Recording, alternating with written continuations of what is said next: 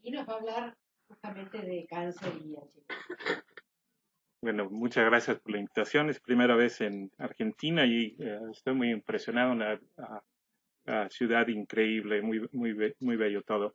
Um, los objetivos de los que hablaré hoy serán, pongo el timer primero, okay.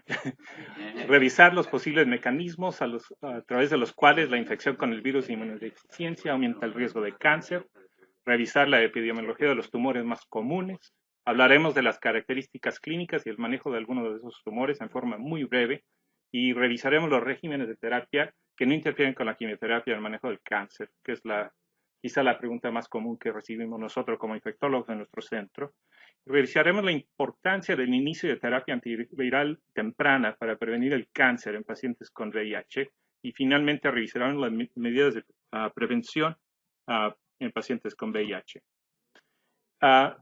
Primero quiero hablar del espectro de cáncer en pacientes con VIH y aquí tenemos que hacer la primera definición. Tenemos que definir los cánceres asociados con VIH que definen progresión a SIDA. Y estos han sido reconocidos desde la etapa más temprana del descubrimiento del síndrome de inmunodeficiencia humana.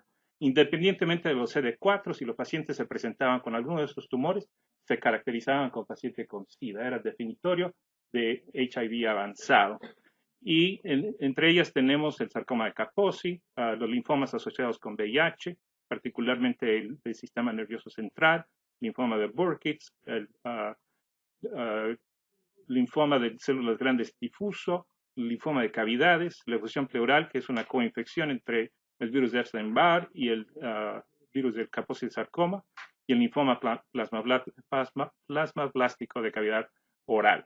El carcinoma de cervix y otras neoplasias comunes en VIH también hacían la definición de progresión a SIDA.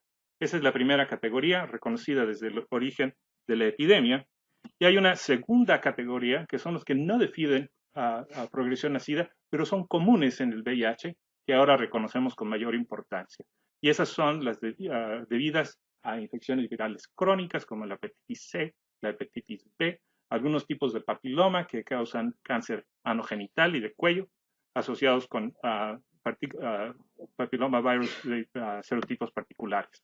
Hay que reconocer que varias de estos tumores son mucho más comunes en pacientes con VIH, particularmente en edad avanzada, número de años con VIH, el uso de tabaco, infección con virus oncogénicos y CD4 menores de 200. Ahora, entre el 26 al 30% de los pacientes con VIH que han sobrevivido al VIH mueren debido a estos tumores, a pesar de estar controlados con el VIH.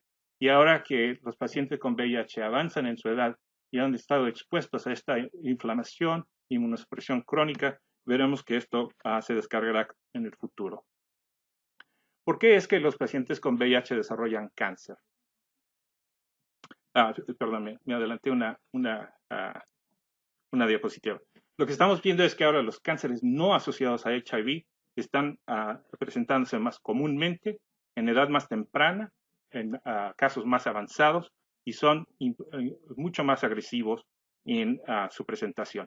También hay que darse cuenta que algunas veces se manifiestan en forma atípica comparados a los pacientes sin VIH. La mayoría de los cánceres en pacientes con VIH son causados por virus oncogénicos, como dijimos, y son debidos a la pérdida de esa inmunomodulación y supervisión de los linfocitos T. Y esto ocurre aun cuando los CD4 están controlados, porque aun cuando el paciente tiene buen control del virus, existe un estado inflamatorio crónico con producción de citocinas como la interleucina 6, inmunoglobulinas elevadas y CD14 circulatorio. Y también existe la hipótesis de que el cáncer también es producido directamente por el VIH. Y ustedes, como saben, el virus del VIH se integra directamente en el DNA humano. Y si esto ocurre en una región que es oncogénica o que suprime la generación de cáncer, puede alterar el funcionamiento de estas proteínas, aumentando el riesgo de cáncer. La proteína TAT producida por VIH es directamente efectiva en la formación de nuevos vasos sanguíneos. tenemos que reconocer que la infección con VIH frecuentemente ocurre en pacientes que tienen otros factores para adquirir cáncer, como son el fumar y la infección con el papiloma humano. Y la infección, en algunos casos, puede ser protectora de ciertos tipos de cáncer, como es el de mama y el próstata. Los tumores análogos en pacientes con VIH se presentan en diferente forma. Por ejemplo, es más común ver un linfoma de células mixtas en VIH que ver un de tipo esclerótico nodular. Y realmente son muy pocos años que han estado disponibles estas nuevas terapias para el manejo de VIH y no se sabe qué consecuencias puedan tener a largo plazo. Y puede que también estén contribuyendo al riesgo de cáncer. Y hay por ahí algunas publicaciones proponiendo que los inhibidores de proteasa pueden estar asociados con un aumento de cáncer. Importante también es la disparidad en el acceso médico. Hay diferencias en la frecuencia y la intensidad del manejo de estos pacientes y las comorbilidades asociadas. Frecuentemente hay procesos de adicción, procesos de salud mental, aunado en algunos casos a la pobreza y falla de seguro médico, crean las circunstancias idóneas para el desarrollo del cáncer. Esto es lo que ha ocurrido con los cánceres más comunes desde la introducción de la terapia antirretroviral. En la parte superior izquierda pueden ver la dramática disminución del sarcoma de Kaposi. En el lado derecho, el cuadrante superior, del linfoma de Burkitt's. Y en el medio a mano izquierda, la disminución en los cánceres del sistema nervioso central por non-Hodgkin's lymphoma.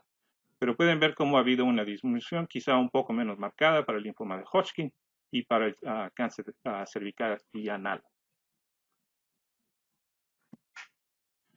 Viendo cómo ha progresado esto y siguiendo este patrón de los cánceres asociados a SIDA, podemos ver que en la columna del lado derecho han disminuido la frecuencia de estos cánceres, pero los no asociados a VIH, que están marcados con la flecha, pueden ver que estos ahora son más comunes conforme avanza la edad de nuestro paciente.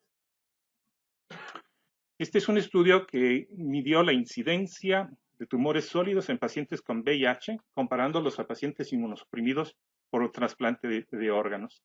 Y midieron la incidencia de los diferentes cánceres de 15 tipos en 2 bases de datos, en pacientes con VIH y en pacientes de trasplante. Y lo que se encontró en este estudio es que comparado con los pacientes con trasplante, hubo una mayor incidencia de cáncer oral, laríngeo, anal, de pulmón, cervical, y con menor frecuencia de cáncer de mama, uterino, próstata, vejiga y riñón. Y esto no se ha visto en todos los estudios. Pero comparados a los pacientes sin inmunosupresión y cáncer, es 13% más probable tener cáncer de pulmón avanzado, casi 2 veces más común de tener cáncer de mama y de próstata en pacientes con VIH. Ambos grupos de pacientes inmunosuprimidos tienen una mayor incidencia de cáncer de melanoma y de vejiga. Estas son las tasas de mortalidad de pacientes con cáncer con y sin VIH. Lo que pueden ver son 2 columnas que están positivo que tienen VIH y negativo que no tienen VIH. Y en amarillo la parte del VIH que contribuye a la mortalidad de nuestros pacientes. Y pueden ver que para todos los tipos de cáncer, tener coinfección o tener infección con VIH afecta la mortalidad significativamente. Esta es parte de esa triada que estamos viendo ahora de pacientes con comorbilidades de mayor edad y con VIH, que esté o no controlado, tienen un aumento de riesgo de cáncer. Y ahora en los Estados Unidos, para un paciente de 65 años con VIH controlado, tiene la posibilidad de desarrollar alguno de esos tumores en el 10% de los casos, que es altísimo y que necesita mucha atención. Basado en esto, surge la pregunta si deberíamos de hacer pruebas de VIH a todos los pacientes con cáncer. Mi respuesta en lo personal es sí. Tenemos 2 líneas de evidencia. Una es que el CDC recomienda que cualquier contacto con un médico es una oportunidad para hacer el diagnóstico de VIH. Y eso lo debemos tener en cuenta. Este es un ejemplo representativo, 18.874 pacientes de cáncer estudiados en MD Anderson para los cuales solamente 18% se pidió la prueba de VIH. Se encontró una seroprevalencia de 1.2% en 41 de esos casos. Y cuando esto se compara con la otra recomendación del CDC, que dice que se debe de hacer una prueba universal dentro de los servicios clínicos hospitalarios cuando la prevalencia en la región es mayor del 0.1%. Entonces tenemos una prevalencia de 10 veces ese límite para hacer la recomendación de prueba universal. Se encontraron 12 pacientes de nuevo diagnóstico que afectan el manejo de sus tumores. Ok, ¿por qué se desarrollan linfomas? Bueno, hay esa falta de supervisión inmunológica, infección viral concomitante, particularmente con Epstein-Barr, el virus de Epstein-Barr, y alteraciones genéticas de los linfocitos B. Y hay una activación crónica innata con el VIH. Y también hay un efecto directo en la promoción de linfangénesis a través de la proteína P27 del VIH. ¿Qué antivirales se prefieren usar en estos casos? Este es también un estudio de MD Anderson con 154 pacientes, la mayoría de ellos varones, blancos, con cánceres hematológicos en el 58% de los casos. La mayoría de los pacientes estaban tratados con inhibidores de la proteasa en 37%, no nucleócidos en el 32%, inhibidores de la integrasa solamente en 19 pacientes, 19%, o combinaciones de una u otra en el 11%. Se encontró que los inhibidores de la integrasa se usaron con mayor frecuencia y en las enfermedades hematológicas y en aquellos recibiendo inhibidores de topoisomerasa o esteroides. Los efectos secundarios fueron más comunes en pacientes recibiendo inhibidores de proteasa o recibiendo no nucleócidos y fueron mucho más favorables en los pacientes recibiendo inhibidores de la integrasa.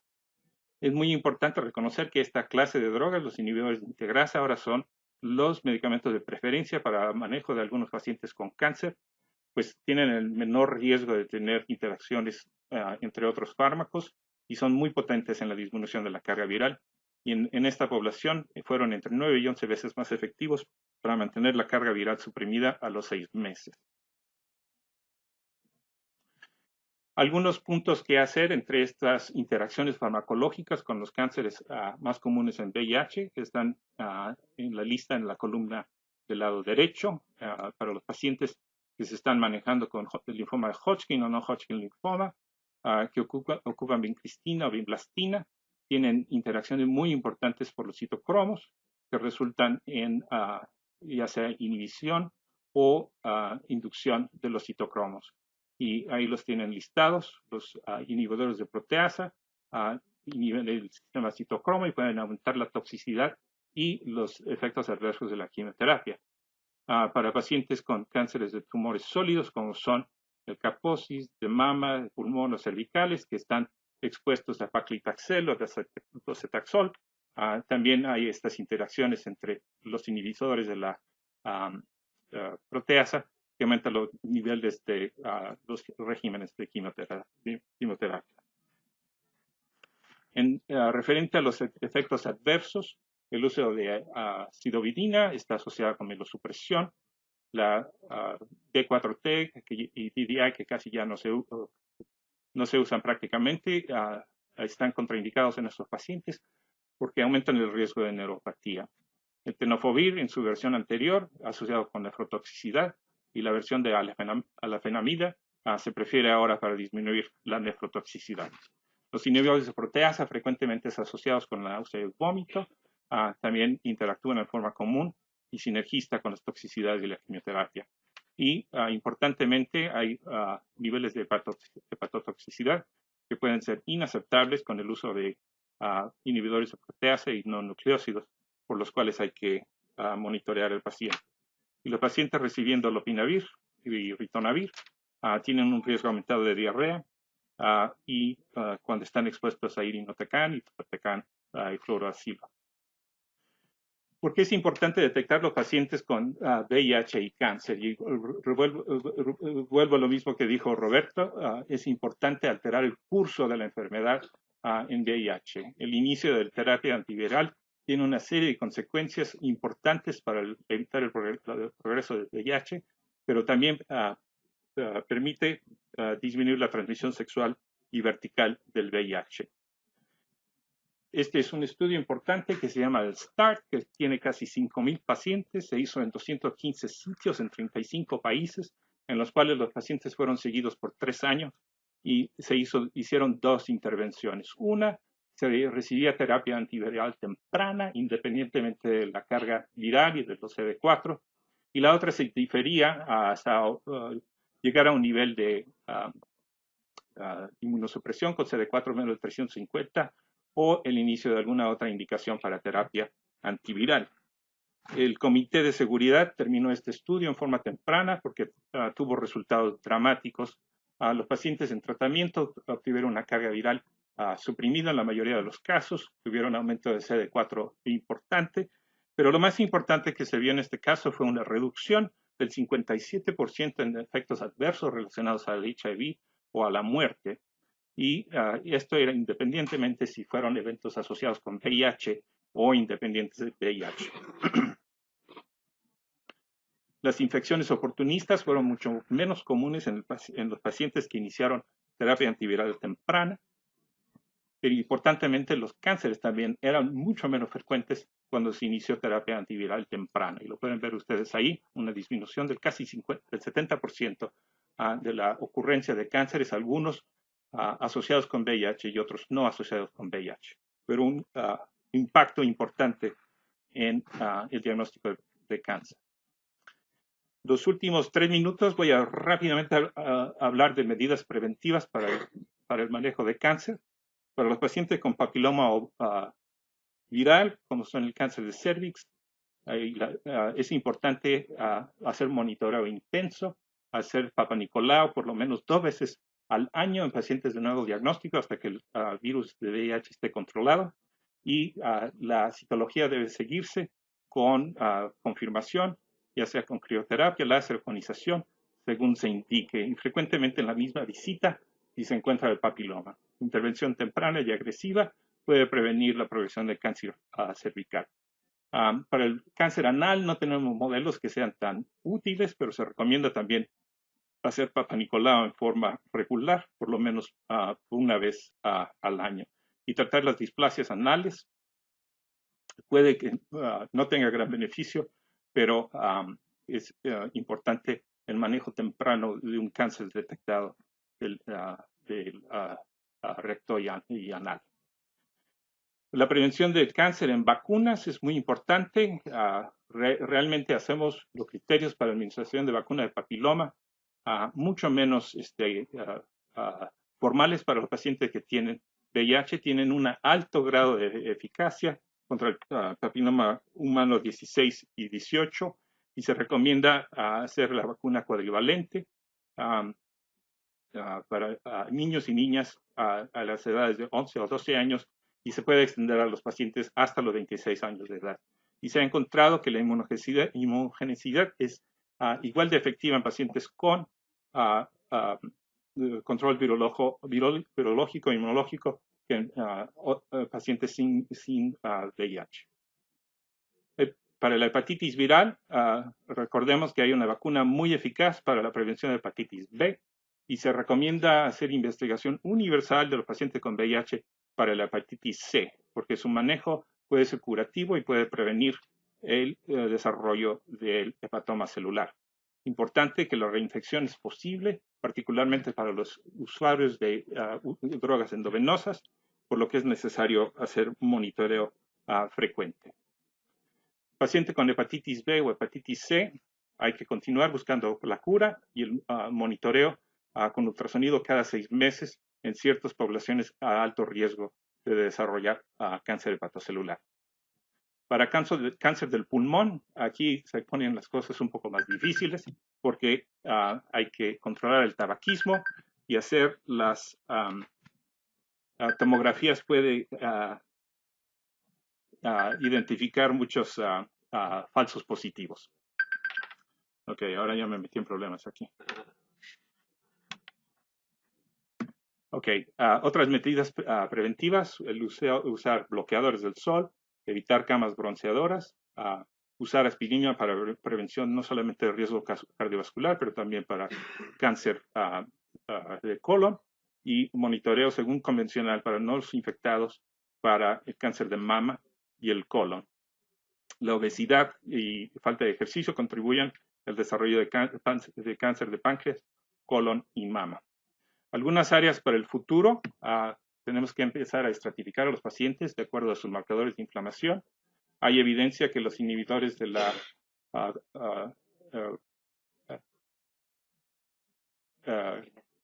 estatinas, no lo puedo pronunciar en español, que las estatinas pueden disminuir el riesgo de cáncer.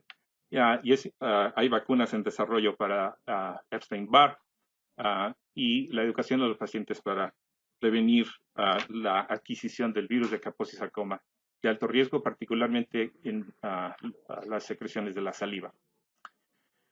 Entonces, concluyo aquí recordándoles que hay disponibilidad de vacuna contra ciertos viruses que previenen el desarrollo de ciertos cánceres.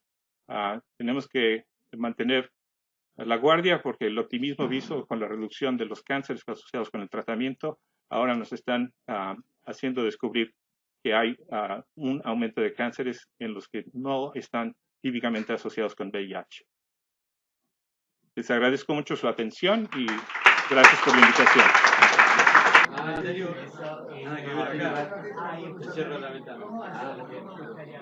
No, cierro la ventana.